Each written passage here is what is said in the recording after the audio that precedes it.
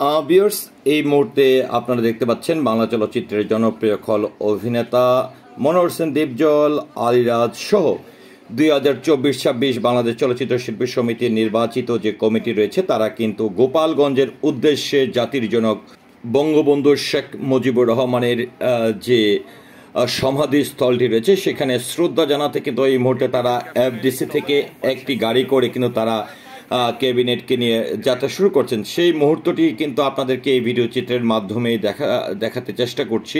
তো ভিউয়ার্স, আমরা যেটি জানি যে চিত্রনায়িকা নিপুণ আক্তার মাহমুদ কলির প্যানেল থেকে 3 জন নির্বাচিত হয়েছে, কিন্তু বাকি 18 জনই কিন্তু নির্বাচিত হয়েছে মনোহর হোসেন দীপজল এবং মিশা সওদাগরের প্যানেল থেকে। তো ভিউয়ার্স, এই মুহূর্তে আমরা রুজিনা, সুচরিতা, আলিরাজ, আলেকজান্ডার বো, মিশা সওদাগর, দীপজল, সনি রহমান, ডিএ তায়েব সহ কিন্তু আমরা অনেকে, চুন্নু, তারপরে ফাইট ডিরেক্টর আরমান, এখানে অনেককে আমরা দেখতে পাচ্ছি যে যারা এই কমিটি থেকে নির্বাচিত হয়েছেন তারা কিন্তু একত্রিত হয়ে এই যে একটি গাড়ি আপনারা দেখতে পাচ্ছেন সেই গাড়িতে করে কিন্তু সবাই সমষ্টিগতভাবে গোপালগঞ্জ টুঙ্গিপাড়া জাতির জনক বঙ্গবন্ধু শেখ মুজিবুর রহমানের সমাধিস্থলে দোয়া এবং শ্রদ্ধা জানাতে কিন্তু তারা এই মুহূর্তে যাত্রাটি করছেন। আমরা সেই মুহূর্তটি কিন্তু আপনাদেরকে দেখাচ্ছি। এফডিসি থেকে সবাই কিন্তু এক এক করে গাড়িতে উঠছে, যদিও সকলের কিন্তু পার্সোনাল গাড়ি ছিল, কিন্তু একটাই কথা ছিল যে আমরা আসলে সবাই একত্রিত হয়ে আসলে সেই যাত্রাটি করবো। তো ভিউয়ার্স, এই মুহূর্তে কমল যিনি এই শিল্পী সমিতিতে নির্বাচন করেছেন, আমরা সুব্রত এবং জেকে আলমগীরকে দেখতে পাচ্ছি, তারা আস্তে আস্তে করে কিন্তু গাড়িতে উঠছে।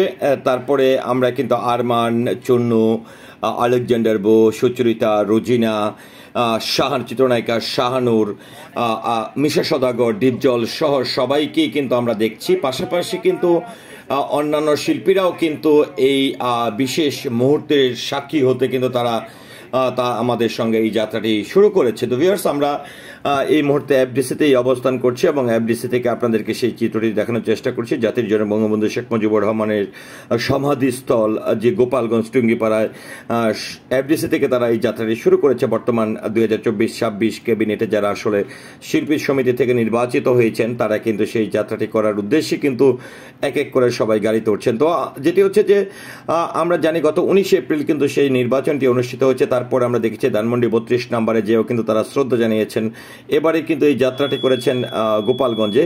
এই মুহূর্তে আমরা দেখতে পাচ্ছি মিশা সওদাগর যিনি ইনস্ট্রাকশন দিচ্ছেন, সকলের উদ্দেশ্যে কিছু কথা বলছেন। আবারও একটু আপনাদেরকে দেখানোর চেষ্টা করছি। মনোহর হোসেন দীপজল, রুজিনা, সুচরিতা, তারপরে চিত্রনায়িকা মুক্তি, আলিরাজ, সনি রহমান, তারপরে অনেকেই আসলে এখানে যুক্ত হয়েছেন।